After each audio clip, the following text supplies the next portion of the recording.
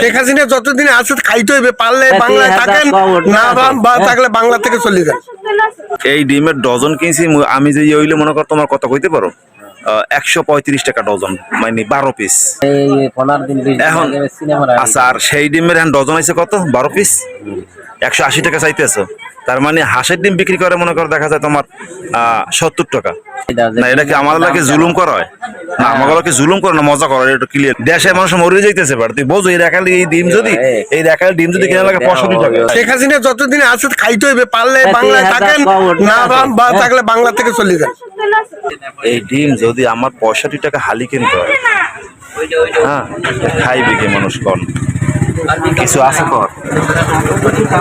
65 টাকা হালি যদি হয়, হারে বাজার রে, আহারে দেশ, এই দেশের অবস্থা যদি মনে করেন এই করে, বর্তমানে কোনো জিনিসের বর্তমানে দাম এখন জিগেইতেই খুব কষ্ট লাগে, বুঝছেন? কোনো জিনিসের দাম জিগেইতেই ভয় লাগে। পাউডারি পড়ি যে আমাকে এখন মাফ করেন, এই 19 বছর পর মাফ করেন, জাতি একটু কোন রকম নিঃশ্বাস ছাড়ুক। মগো মাফ করে দেন, মগো মাফ করে কি মগো মারিয়ে মাফ করেন, এমনি তো আর ছাড়বেন না। এখনো বাকি আছে। আল্লাহ তুমি হেফাজত করো, আল্লাহ তুমি বাংলার মানুষকে বাঁচাও। 58 কি তোমার কেনা পড়ে?